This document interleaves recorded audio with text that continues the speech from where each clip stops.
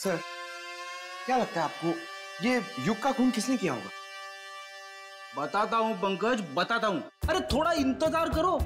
बड़ा फैसला सुनाने के लिए बड़े दिमाग की जरूरत पड़ती है। कुछ खास तरीके का तुक्का इस्तेमाल करना पड़ता है। मैं वो तुक्का अपने बड़े दिमाग से निकाल रहा हूँ। बड़ा दिमाग? अच्छा सर, ये बड़ा दिमाग हम सबके पास होता है कि सिर्फ आप ही के पास है? अरे सबके पास होता है, मगर सबको पता नहीं चलता। कुछ लोगों का बड़ा दिमाग बचपन में ही खुल जाता है, जैसे कि एसीपी साहब का, मेरा, अभिजीत सर का, दया सर का। कुछ लोगों का बड़ा दिमाग बुढ़ापे तक नहीं खुलता। मगर सर, ये बड़ा दिमाग क्या है, मेरी तो समझ में ही नहीं आया। तू चिंता मत कर पंकज, कुछ लोगों का बड़ा दिमाग शादी के बाद भी खुलता है। ओह, तो मुझे शादी कर लेनी चाहिए, मगर किसके साथ? अरे यार, ऐसी छोटी मोटी बातों पे डिस्कस मत कर, पहले हमें खूनी को पकड़ना है। चलो खूनी को पकड़ना। शनाया एक्ट्रेस है, अच्छी एक्टिंग कर लेती है, लेकिन फ्रेडी की पैनी नजरों से बच नहीं सकती। कुछ पता चला सर, खूनी कौन है? एक मिनट। ये क्या कर रहे हो? मेरे बड़े दिमाग में एक मैसेज आ रहा है। Message incoming. अरे मजाक कर रहा हूं मैं। अरे नहीं नहीं नहीं, आप करो सर, क्या कर रहे थे? अक्कड़ बक्कड़ बॉम्बे बो, 80-90 पूरे 100 में लागा धागा, चोरी करके भागा, पाव रोटी बिस्कुट, साहब बोला वेरी गुड। नहीं, वेरी बैड। नहीं सर, सर इसका नाम मत लीजिए सर। ये खून नहीं कर सकती सर, ये तो शनाया है। अरे शनाया है तो क्या हुआ? उसके चेहरे पे थोड़ी ना लिखा है कि वो खून नहीं कर सकती। सर मैं मानता हूं कि आपके पास बड़ा दिमाग है, मगर सर गुनहगारों को पहचानने की नजर नहीं है आप में। क्या बोला? सही बोला सर। सर सोचिए सर, उसका चेहरा याद कीजिए, वो कितनी खूबसूरत है, कितनी मासूम, कितनी भोली, कितनी प्यारी है सर। सर वो किसी का खून कैसे कर सकती है? लेकिन पंकज, वो शक के दायरे में है, जरूर है। मैं नहीं मानता। अरे तुम्हारे मानने या ना मानने से कुछ नहीं होता, वो देखा जाएगा। मगर अगर शनाया को कुछ हो गया तो पंकज का क्या होगा?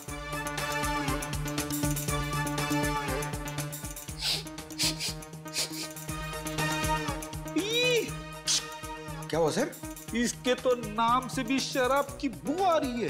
सर ये तो शराबी, लालची, जुआरी सब लगता है सर। पता चल गया? पता चल गया तो जल्दी बताइए सर, कौन है वो? शनाया। शनाया।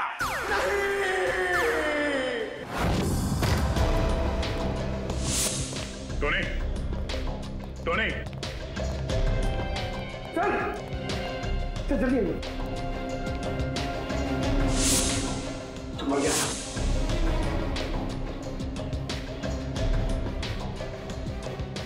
ये तो ठीक वैसे ही डांट है जैसे युग को लगा था। मारा कहां से होगा? तो खूनी अंदर आया कहां से? सर सारा सामान भी बिखरा हुआ है, शायद इसकी किसी के साथ हाथापाई हुई है। हो सकता है। ढूंढो, देखो कुछ मिलता है क्या?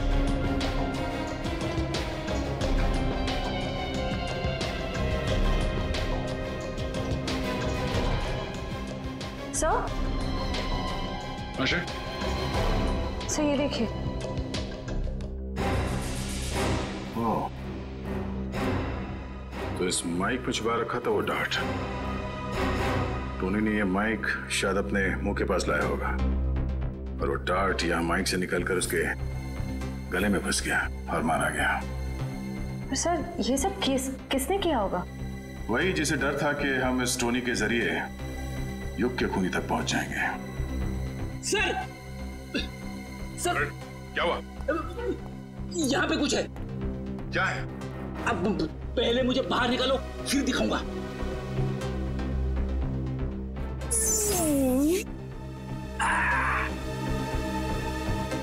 ये देखिए सर।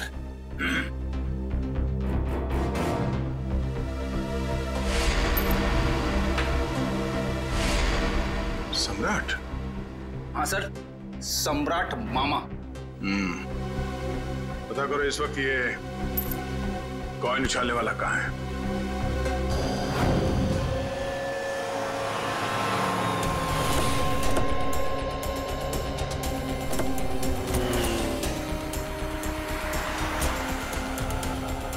एक बात समझ में नहीं आ रही, विशाल जैसा मिडिल क्लास आदमी अपने ही शहर के इतने महंगे होटल में क्यों रुकेगा?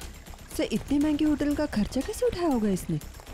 लगता है विशाल जरूर कुछ गलत काम कर रहा था, जिसकी वजह से इसका खून हो गया। कहाँ पे है? सर रिसेप्शन पे सर। यहाँ क्या कर रहे हो तुम? हैं? ये चोट कैसे लगी तुम्हें? कोई मेरी जान के पीछे पड़ा है सर। मेरी मुश्किल से जान बचाकर पहुंचाओ, प्लीज मुझे बचा लीजिए। देखिए, हम लोग सीआईडी से हैं। तकरीबन 3 महीने पहले विशाल का खून हो चुका है, इसलिए। पर हमें शक है कि कोई उसके पीछे पड़ा हुआ था, इसलिए उसकी सारी जानकारी बहुत जरूरी है। सॉरी सर, 1 मिनट मैं भी देता हूँ। विशाल मारा गया और रातों रात तुम्हारी किस्मत बदल गई। वो ट्रक ड्राइवर जिसने विशाल को मारा था, वो तुम्हारी कंपनी के लिए काम करता था। उसे भी कच्ची शराब पिला के मार दिया। इन सब के पीछे तुम हो। तुम्हारे पीछे कौन पड़ा है? इसके पैर में ये डांट लगा। काफी जहरीला लगता है। क्या है ये? चुपके आदमी मर गया। कितना बुरा हुआ है मेरे साथ। पता नहीं सुबह सुबह किसकी शक्ल देख के उठी थी जो ये सब देखना पड़ रहा है। अखबारों में खबर फैल जाएगी, कितनी बदनामी होगी मेरी। आपको अपनी बदनामी की पड़ी है, हैं? और यहाँ पर एक आदमी की जान चली गई है, खून हुआ है उसका, और वो भी आप ही की पार्टी में। समझिए आप, आपकी पार्टी में। जरा एक बात बताइए, क्या आप में से किसी ने भी किसी आदमी को युग के आसपास मंडराते हुए देखा है? हैं? या जी, कौन कर सकता है ये? क्या आपको किसी पर शक है? सर, यहाँ जितने लोग आए मुझे सब पर शक है। क्यों? हमने किसी का क्या बिगाड़ा था? मेरे पति को मार डाला। दिया प्लीज कुछ भी मत बोलो, यहाँ सब मेरे मेहमान हैं। मेरे पति की मौत हो गई और तुम्हें अपने मेहमानों की पड़ी है। और जो मेरी पार्टी खराब कर दी उसका क्या? शनाया जी, आपके इस पार्टी में एक आदमी का खून हो गया है। यहाँ पे जो कुछ भी हुआ उसका जिम्मेदार आप भी हैं। सर, मैं किस किस की निगरानी करती रहूंगी? यहाँ मैं अपनी पार्टी संभालूं या उस खूनी को ढूंढती रहूं? जैसी करनी वैसी भरनी। पता नहीं लोग क्या क्या करतूते करते हैं बाहर, तो अंजाम तो भुगतना ही पड़ेगा ना। तुम हम पर शक कर रही है सनाया? और जो मेरे लाखों का नुकसान हो गया सिर्फ तुम्हारी वजह से, उसका क्या? बस बस, देखिए आप सब लोग जो यहाँ शनाया जी के पार्टी में आए हैं, आप ये घर छोड़कर कहीं नहीं जा सकते जब तक हम आप लोगों की चेकिंग नहीं पूरी करते, सबकी। और आप सभी लोगों की उंगलियों के निशान लिए जाएंगे। सर, काम करो, घर के बाहर जाके अच्छी तरह से चेक करो, देखो कोई सुराग मिलता है क्या। और बॉडी को भी फोरेंसिक लैब भेजना पड़ेगा। Yes sir. रेडी, लग जाओ काम पर। Yes sir.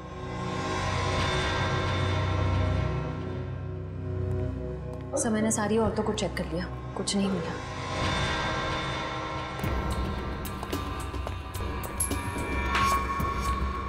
ए मिस्टर, सिक्का जेब में रखिए और इस पे हाथ रखिए। क्यों भाई?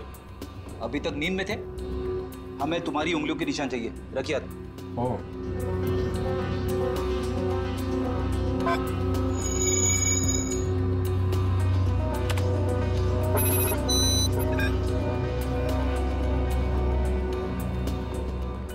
नहीं सर, बाहर ऐसा कोई सबूत नहीं मिला जिससे खूनी के बारे में कुछ पता चल सके। और यहाँ का वॉचमैन वो भी कुछ खास बता नहीं पा रहा। सर, सबके उंगलियों के निशान ले लिए सर। सर, किसी के पास ऐसा कुछ नहीं है जिससे किसी पे शक हो। काम करते हैं। इस पार्टी में जितने भी प्रेस फोटोग्राफर्स आए हैं, उन लोगों ने इस पार्टी का फुटेज तो शूट किया है अपने कैमरा में, वो फुटेज ही ले लेते हैं। अभिजीत को पुणे में फोन करो, पूछो उससे क्या पता चला। सर, विशाल की फोन रिकॉर्ड से तो कुछ पता चला नहीं सर। अजीब बात है, जिस ट्रक से विशाल का एक्सीडेंट हुआ उसके बारे में भी कुछ पता नहीं चला। न यहाँ की पुलिस वालों को वो ट्रक मिला, ना ये पता चला कि वो ट्रक किसका है। सर, इतना बड़ा ट्रक आखिर जा कहाँ सकता है? हो सकता है ट्रक को चलाना बंद करके कहीं छुपा के खड़ा कर दिया हो सकता है ट्रक चल रहा हो, उसका हुलिया बदल दिया गया हो, शायद कलर चेंज कर दिया गया हो। हाँ सर, ये हो सकता है, क्योंकि ट्रक तो आमदनी का जरिया है और कोई अपनी आमदनी को बंद क्यों करेगा? सर, अब इस ट्रक का पता लगाएं कैसे? किसी ने इसका नंबर भी नहीं देखा था। यहाँ पे जितने भी गैराज है जहाँ पे कलरिंग वगैरह का काम होता है ना, वहां जाके पता करते हैं, लेकिन थोड़ा अलग तरीके से। सर, पार्टी में आए हुए सारे चैनल्स की फुटेज मैंने सीडी में इकट्ठा कर ली है।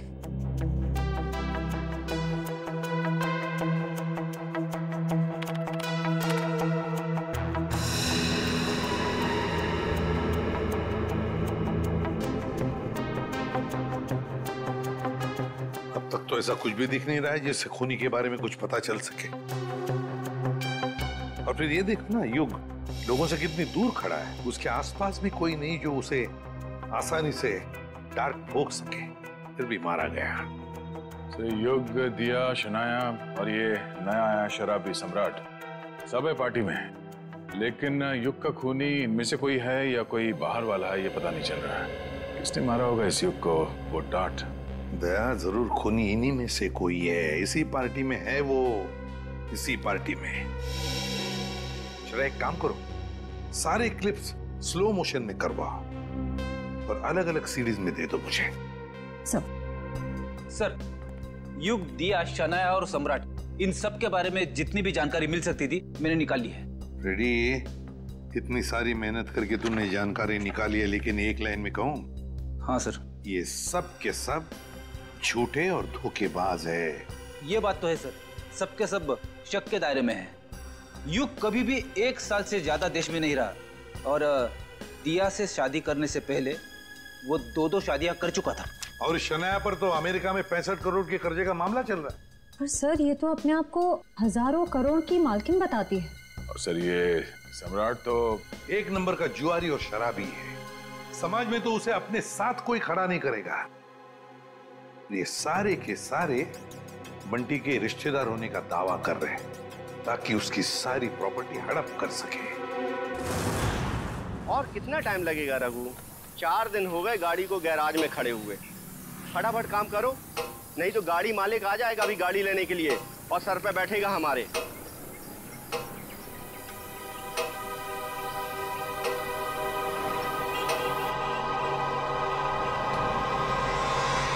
इसी गैराज में नीले ट्रक का पता चलेगा।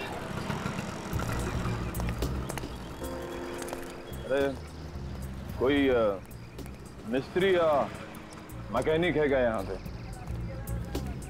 हाँ हाँ बताइए साहब, काम क्या करवाना है? हमारे पास बहुत सारे मैकेनिक और मिस्त्री हैं। कच्चे खिलाड़ी लगते हो।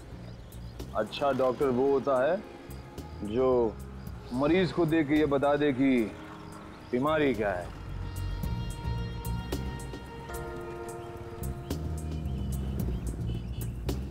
दिख रहा है साहब, लगता है किसी को उड़ाकर आए नशे की हालत में। नशा नहीं बोलने का, नशा बुरी आदत होती है। Do not drink and drive. हम दोनों तो हमेशा ऐसे ही रहते हैं, पूरे होश में। अब अगर कोई हमारी कार के आगे आ जाए तो हमारी कार क्या करेगी बेचारी, है ना? हाँ ये बात तो है साहब। बताइए हमें करना क्या है? देखो, हमारी इस गाड़ी का हुलिया बदल दो। किसी को नहीं पता चलना चाहिए कि आज से पहले ऐसी कार थी बस।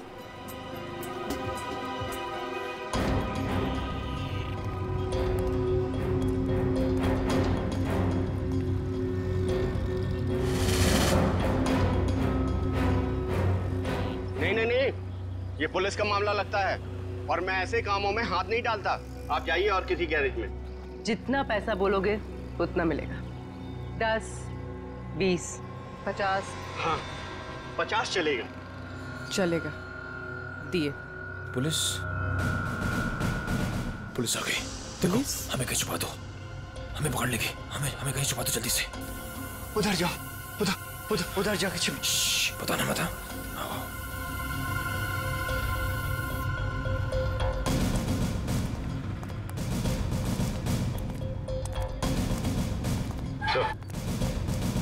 ये रही गाड़ी।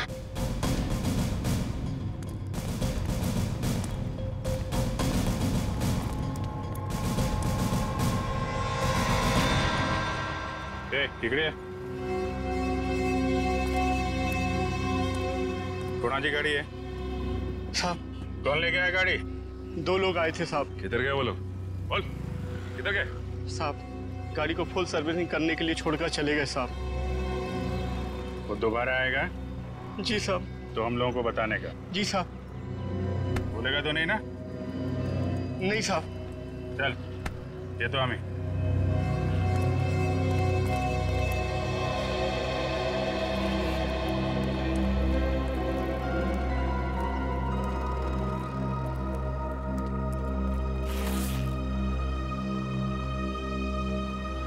ये 20,000 एडवांस, बाकी पैसा काम होने के बाद। एक मिनट। हम ये कैसे मान लें कि आप एक दिन में ये गाड़ी पूरी की पूरी ठीक कर देंगे? अरे साहब, ये गाड़ी तो छोड़िए, मैंने रातों रात में पूरे ट्रक का हुलिया बदल दिया था। देखो, माना कि हम लोग थोड़े ठीक नहीं हैं, इसका मतलब ये नहीं कि तुम कुछ भी झूठ बोल दो हम मान लेंगे। अरे मैम, 3 महीने पहले की बात है, हमारे यहाँ एक नीले रंग का ट्रक आया था और हमने उसे रातों रात लाल कब कर दिया हमें बिल्कुल पता भी नहीं चला। लगता है उसने भी उड़ाया था किसी आदमी को।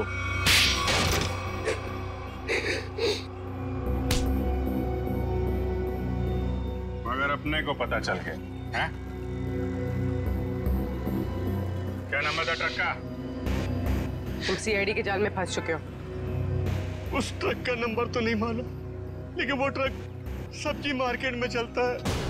सब्जी मार्केट में? हमारे पास जब ट्रक आया तो उस ट्रक में सूखी सड़ी गली सब्जियां कुछ पड़ी हुई थी। कौन मालिक है ट्रक का? ट्रक के मालिक का नाम तो नहीं मालूम, लेकिन उसके ड्राइवर का नाम मालूम है। उस ड्राइवर का नाम गोटिया था। गोटिया? जी साहब। कैसा दिखता है ये गोटिया?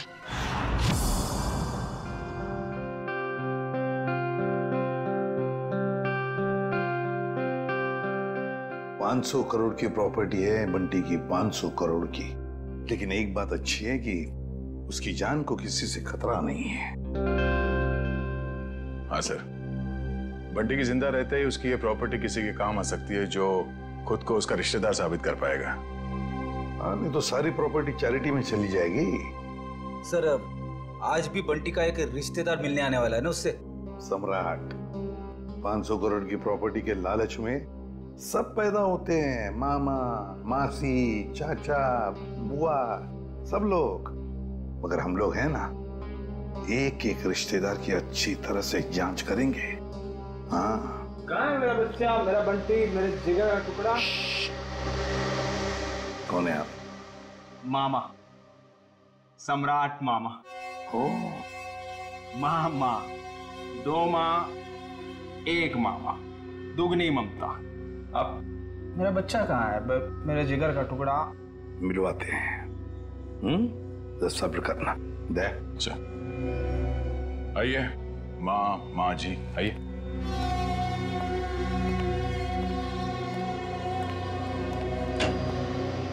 पंकज, ये मामा जी है, सम्राट मामा जी, बंटी के मामा, इनसे बात करना चाहते हैं। अंकल, मुझे किसी से बात नहीं करनी। किसी नहीं हूँ मेरा बच्चा, मैं मामा हूँ तेरा मामा। तू भांजा है मेरा। अब जब छोटा था ना तो पीठ पे बिठा के तुझे घुमाता था और तू बोलता था चमलात मामा, चमलात मामा। अपने चमलात मामा को भूल गया मेरा बच्चा। अंकल बेटा एसीपी साहब ने कहा है, बात कर लो इनसे, घबराओ मत। भाई साहब आप बैठ जाइए। जी पंकज।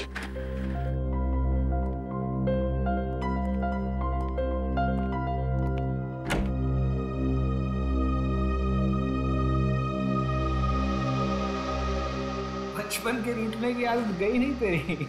अब पर तू जब बचपन में रूठता था ना तो मैं तुझे चॉकलेट देता था। ये ले तेरी चॉकलेट। आप ये रख लीजिए, मैं चॉकलेट नहीं खाता। बेटा जब तू छोटा था तो तू यही चॉकलेट खाता था। खाता होऊंगा पर अभी मैं ये नहीं खाता। कोई बात नहीं, रख ले। जब तू मेरे साथ जाएगा ना तो तुझे वही चॉकलेट दूंगा जो तू अब खाता है। चल अब मामा को एक मीठी सी प्यारी सी किसी दे दे। चल कम।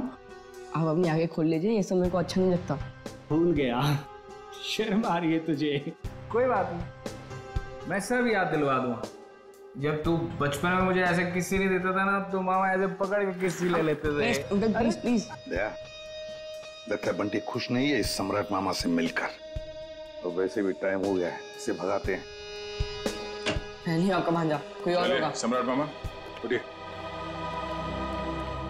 तो साहब मैं बच्चे को कब ले जा सकता? बाकी और भी रिश्तेदार आने वाले हैं, वो भी दावा कर रहे हैं बंटी के रिश्तेदार होने का। उन सब की जांच करने के बाद हम आपको बता देंगे, ठीक है? सब नकली है साहब, मैं असली मामा हूँ। आप अच्छे से तसल्ली कर लीजिए साहब। बिल्कुल मामा जी, एक बार तसल्ली हो जाए तो आपको खबर कर देंगे, ठीक है? ठीक है मेरा बच्चा, चिंता मत कर, जल्दी आएगा मामा लेने।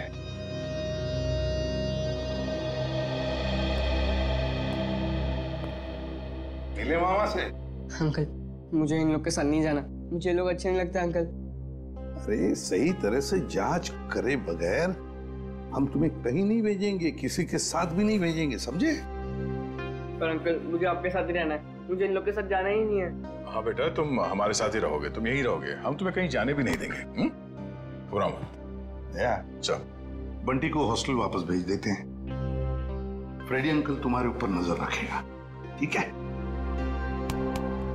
फ्रेडी के साथ फ्रेडी रहेगा। सर युग के बारे में नई जानकारी मिली है। क्या? सर शनाया ने युग से पैसे लिए थे और फिर युग उससे अपने पैसे वापस मांग रहा था। शनाया ने युग से पैसे लिए थे और युग पैसे वापस मांग रहा था? हाँ सर, और सर उसने उसके घर उसको धमकाने के लिए गुंडे भी भेजे। सर शनाया का हाथ हो सकता है युग के खून में। हाँ साउंड के बोल। ठीक है अभी आते हैं। Bullseye, bullseye. अबे बुलसाई के बच्चे, बॉडी एग्जामिन करने के बगैर तू डार्ट्स खेल रहा है? हाँ, क्योंकि डार्ट के ही खेल खेल में किसी ने इस बेचारे को मार दिया। क्या खेल खेल में मार दिया? क्या मतलब है डॉक्टर साहब? मैं समझाता हूँ। मतलब मैं बताता हूँ। ये देखो बॉस, ये युग के घुटने के ऊपर ये जहरीले डार्ट का निशान, और ये डार्ट किसी ने बंदूक की गोली की तरह से मारा है, चाकू की तरह घोंपा नहीं है। यार तू इतने यकीन से कैसे कह सकता है ये डार्ट है? क्योंकि मैंने इस जख्म को अच्छी तरह से चेक किया है। मैं बताता हूँ कैसे कह सकता हूँ। आओ ये देखो बॉस, ये युग के घुटने के ऊपर ये घाव देखो, और से देखो ये घाव एकदम सीधा है, 180 डिग्री की रेखा में एकदम सीधा। अगर ये डार्ट चाकू की तरह घोंपा गया होता तो इतना सीधा नहीं बन सकता था। तो जैसे कि ये डार्ट यहाँ पैर पे घुटने के ऊपर मारा गया है, इसका मतलब है कि किसी ने निशाना नीचे से लगाया है। सर उस पार्टी में इतने सारे लोग थे और किसी ने खूनी को देखा कैसे नहीं? तो ये भी हो सकता है दया कि खूनी ने छुप कर डार्ट चलाया, या फिर कोई डार्ट चलाने वाला ट्रिगर मैकेनिज्म ऐसे जगह पे फिट किया हो जो जगह ऊंचाई में कम हो। मगर सर ये मैकेनिज्म कहाँ पे लगाया होगा और कैसे लगाया होगा? वही तो पता लगाना है ना फ्रेडी, वही तो पता लगाना है। लेकिन एक बात पक्की है कि युग को पार्टी में बुलाकर खूनी ने उसका पूरा फायदा उठा लिया। सर, कहीं इस सब के पीछे शनाया तो नहीं? हो सकता है सर। शनाया के पास युग को मारने की वजह भी है। उसने बहुत सारे पैसे कर्जे में लिए थे उससे और वो पैसे लौटा नहीं पा रही है। शनाया? हाँ, हो सकता है शनाया ने युग को पार्टी में बुला लिया, उसको खत्म कर डाला, सारे पैसे हड़प कर लिए। ना रहेगा बांस, ना बजेगी बांसुरी।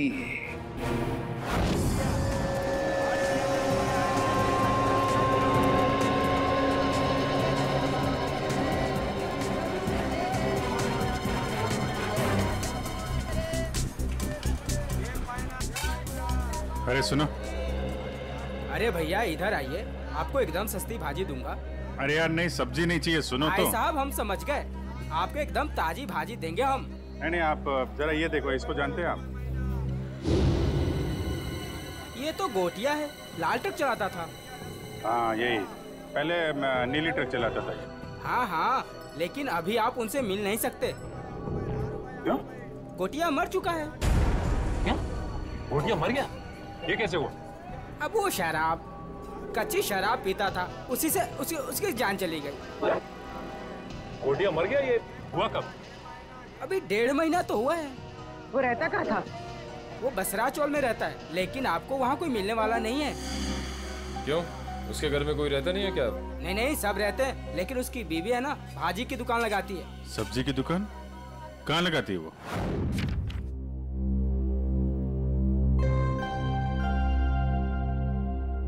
राहुल, क्या बात है?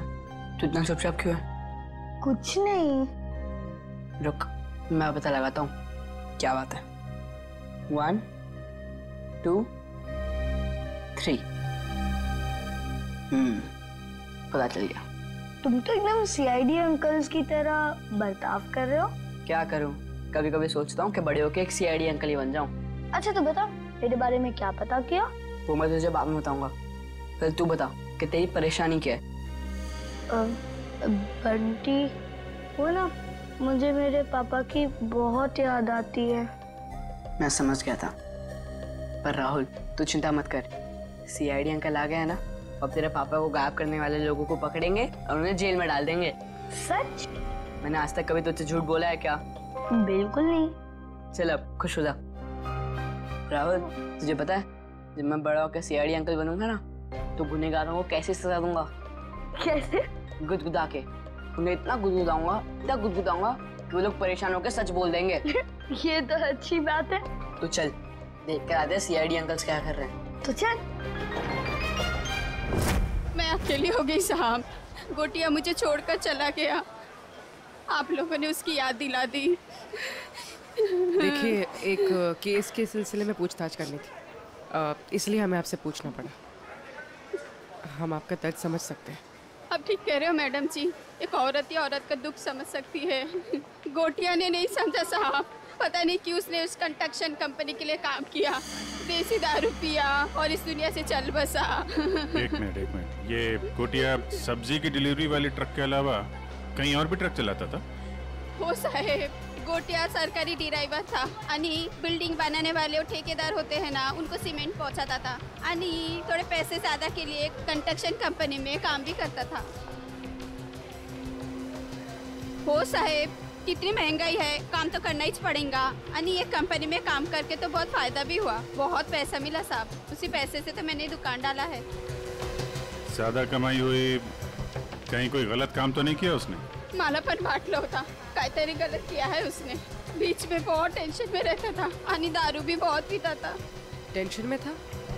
तुमने पूछा नहीं क्यों? मैंने पूछा था साहब, पर उसने बताया नहीं। उन लोगों ने उसको कुछ तो करने को कहा था। कौन सी कंपनी के लिए काम कर रहा था? मला माहिती नहीं साहब, मैं पेपर देती है, तुम ही देख लो। ये है साहब, shine brick construction company private limited, Pune. Sir इसी कंपनी में तो विशाल भी काम करता था। अच्छा। वो छाता यहाँ पे रखा गया था जिस पे डार्ट लगा हुआ था, यहाँ पे।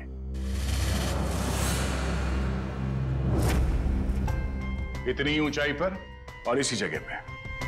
और युग यहां पर खड़ा था, फोन पर बात कर रहा था। वो फोन जो झूठा फोन था सिर्फ इसलिए किया गया था ताकि युग यहां आकर उस फोन पर बात करे। उसे यहां लाने के लिए किया गया था।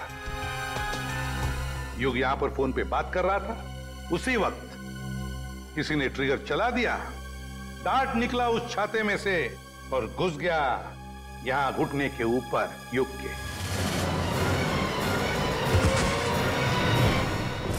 और वो आदमी जिसके हाथ में इस डार्ट का ट्रिगर था वो इसी पार्टी में मौजूद था। सर बताइए ना, कौन है खूनी जिसने मेरे युग को मार दिया? वही जो इस पार्टी के बारे में सब कुछ जानता था, वही जिसे युग के साथ कुछ लेना देना था। वो जिसे युग खटक रहा था। युग ने उसे पैसे दिए हुए थे और शायद वो उसे वापस मांग रहा था। क्यों शनाया जी, सच है ना? नहीं सर, ये सच नहीं है।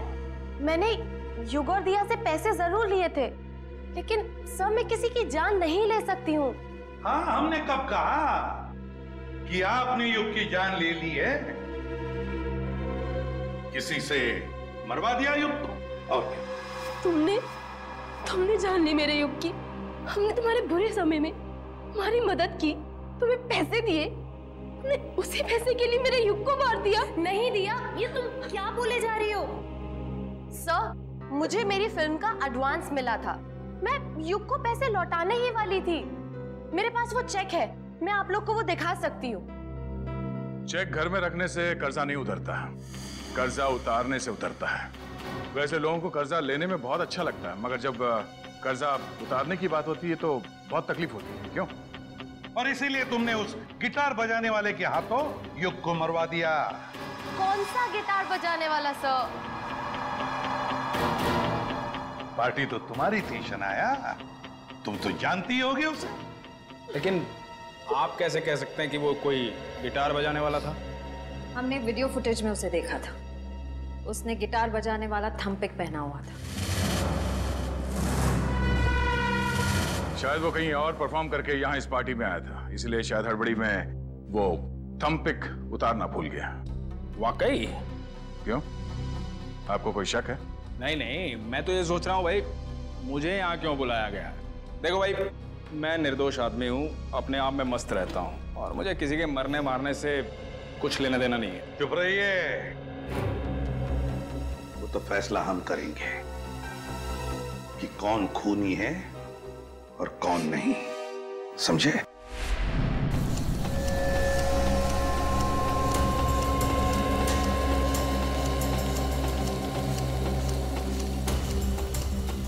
सर 2 घंटे हो गए इस मिल में इंतजार करते करते, अब तक तो उसका मालिक नजर नहीं आया। कब तक इंतजार करते रहेंगे? जब तक उससे मिल नहीं लेते। सर आ गई सर। मेरा नाम कियाना है, ये मेरा ही ऑफिस है। कियाना जी आप यहाँ? अरे सर, आप कुछ पता चला विशाल के खूनी का? जी हाँ, उसका खून आपके यहाँ काम करने वाले एक ड्राइवर गोटिया ने किया है। गोटिया? मैं इस नाम के किसी आदमी को नहीं जानती। खैर, आपने उसे गिरफ्तार किया? जी नहीं, क्योंकि गोटिया अब इस दुनिया में नहीं। ओह अफसोस, तब तो अब कुछ नहीं हो सकता। अब तो आपको ये केस बंद करना पड़ेगा, नहीं?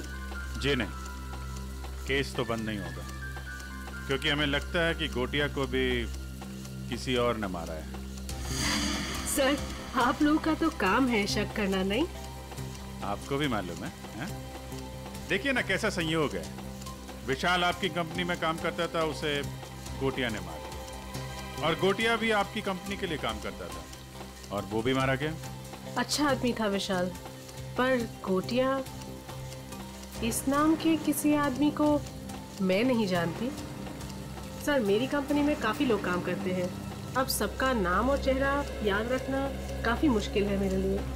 ये बात तो है।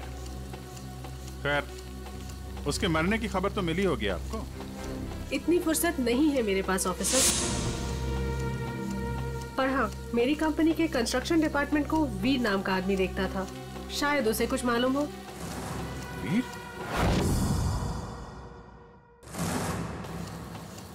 कियाना जी, इस वीर को बुलाएंगे आप?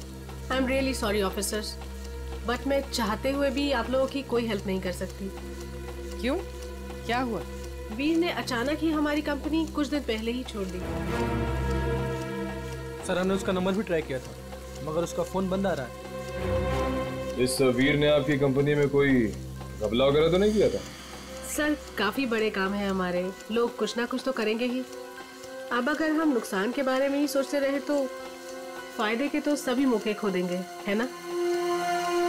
खैर, अगर आपकी इन्वेस्टिगेशन खत्म हो गई हो तो अब मैं चलूं? श्योर, अभी आप जा सकती हैं। Thank you.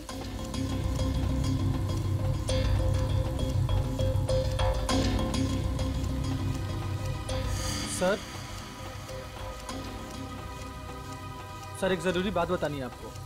हाँ बता। सर विशाल बहुत शौकीन मिजाज का आदमी था। शौकीन मिजाज का? क्या क्या क्या करता था वो? सर जिस रात उसका खून हुआ था उस रात होटल आला में उसने अपने नाम पर एक कमरा बुक किया था। होटल आला? जी sir. Okay, thank you very much. Thank you sir. Sachin, जरा इस होटल आला का ताला खुलवाओ, पता करो ये विशाल क्या कर रहा था वहां पे। सर दरवाजे पे ताला था और उसका फोन भी बंद है। पूरे घर की तलाशी लेते हैं।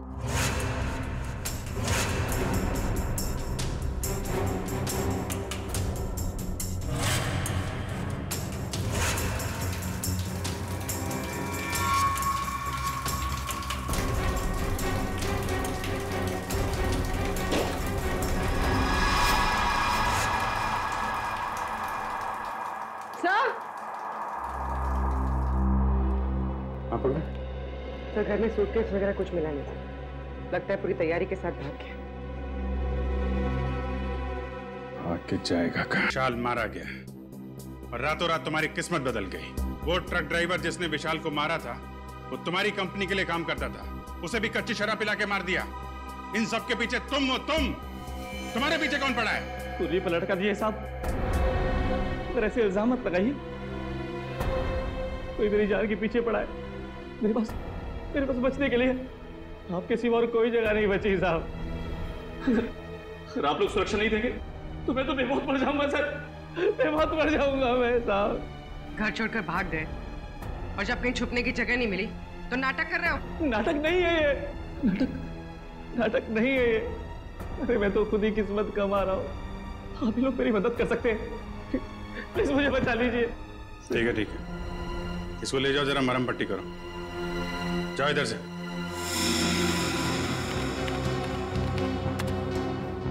सर ये रहा।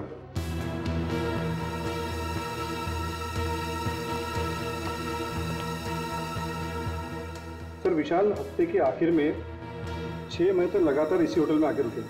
और हाँ सर, वो हमेशा एक ही कमरा यूज करते हैं। लगातार 6 महीने से इस होटल में आ रहा था वो? अच्छा, वो अकेले आ रहा था या साथ में कोई और आता था? अकेले सर। ये विशाल यहाँ अकेले आके करता क्या होगा? तो हो सकता है किसी से मिलने आता हो सकता है। अच्छा एक काम करो, जिस वक्त इस होटल में विशाल रुकता था उस वक्त और कौन कौन रुका है सबकी लिस्ट चाहिए हमें। जी सर, मैं भी देता हूँ। मुझे आपसे कुछ कहना है। क्या कहना है बेटा? क्या कहना है बता। ये क्या? ये आपके लिए। मेरे लिए? वकील साहब प्लीज मुझे किसी और के साथ मत भेजिए। मुझे कहीं और नहीं जाना है। मैं अपने एसीपी अंकल के साथ ही रहना चाहता हूँ, हमेशा के लिए। मैं बहुत खुश हूँ उनके साथ। वो मेरा बहुत ख्याल रखते हैं। मैं उन्हें छोड़कर कहीं खुश नहीं रह सकता। मैं जानता हूँ वो मुझसे बहुत प्यार करते हैं और मैं भी उनसे बहुत बहुत प्यार करता हूँ।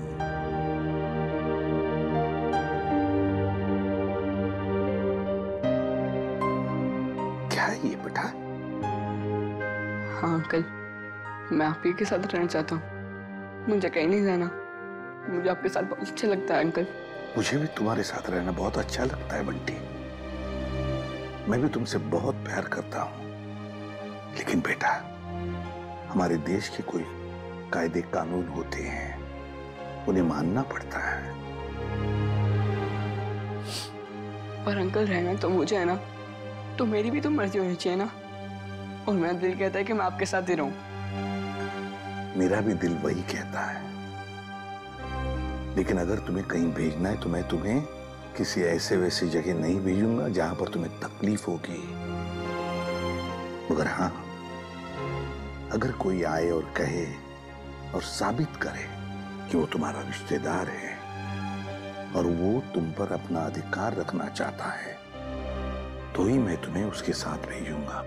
और अगर मुझे पूरा यकीन हो तो अंकल आप किसी पे यकीन ही मत करना। ऐसे नहीं होता बेटा, ऐसे नहीं होता। जाना तो पड़ेगा ही, लेकिन एक बात याद रखना, मेरी नजर तुम पर हमेशा लगी रहेगी, हमेशा। मैं तुमसे कांटेक्ट में रहूंगा और दूर से मैं तुम्हारा ध्यान भी रखूंगा, क्योंकि मैं तुमसे बहुत प्यार करता हूं। जी साहब। तुम कौन हो? साहब मेरा नाम रंगा है। मैट्रन मैडम ने मुझे आपसे मिलने के लिए बोला था।